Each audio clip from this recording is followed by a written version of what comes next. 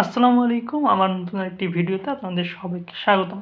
এই ভিডিওতে আলোচনা করব পাকিস্তান ও অস্ট্রেলিয়ার ৩য় টেস্টের ১ম দিনের খেলা নিয়ে এবং এই টেস্টের ১ম দিনে কিন্তু পাকিস্তান টসে জয়লাভ করে এবং তারা কিন্তু ব্যাটিংয়ের সিদ্ধান্ত নেয় এবং পাকিস্তান কিন্তু ৪ রানেই ওপেনার দুজনকে হারায় এবং সেখান থেকে কিন্তু ৯৬ রানে ৫ উইকেট চলে যায় পাকিস্তানের এবং সেখান থেকে আগা সালমান এবং রেজওয়ান ৯৪ রানের পার্টনারশিপ এবং আগা সালমান, রেজওয়ান এবং আমির জামালের 50-তে শেষ পর্যন্ত পাকিস্তান ৩১৩ রানে অল আউট হয় এবং পাকিস্তান পক্ষে সর্বোচ্চ রানগুলো যদি আমি বলি তাহলে রেজওয়ান তিনি কিন্তু ৮৮ রান করেন, ১০৩ বল খেলেছেন, তিনি ৪ মেরেছেন ১০টি এবং ৬ মেরেছেন ২টি।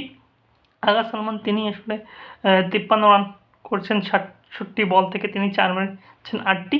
আমির জামাল তিনি কিন্তু ৮২ রান করেছেন ৯৭ বল থেকে, তিনি ৪ মেরেছেন ৯টি এবং ৬ মেরেছেন ৪টি এবং আমির জামালের প্রশংসা আরেকটু করতে হয়, তিনি কিন্তু শেষ উইকেটে হামজাকে নিয়ে ৮৬ রানের পার্টনারশিপ করেন এবং শেষ পর্যন্ত যেটা আগেই বললাম যে পাকিস্তান ৩১৩ রান অল আউট হয় এবং দিন শেষে আসলে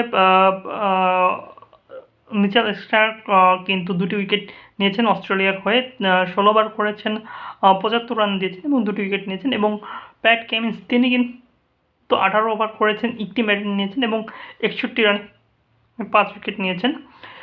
দিন শেষে অস্ট্রেলিয়া মাত্র একটি ওভার খেলার সুযোগ পেয়েছিল এবং অস্ট্রেলিয়া কিন্তু ৬ রান করেছে প্রথম ওভারে এবং সেখান থেকে কিন্তু আসলে আজকের দিনের খেলা শেষ হয় এবং পরবর্তী দিন আসলে শুরু করবে অস্ট্রেলিয়া।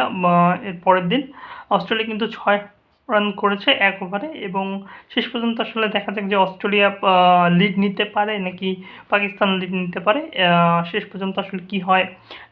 পাকিস্তান কিন্তু এই সিরিজে ২-০ পিছিয়ে আছে, তারা কি হোয়াইট ওয়াশ হবেন নাকি তাদের মান সম্মান রক্ষা করবে সেটি আসলে দেখার বিষয়। ধন্যবাদ।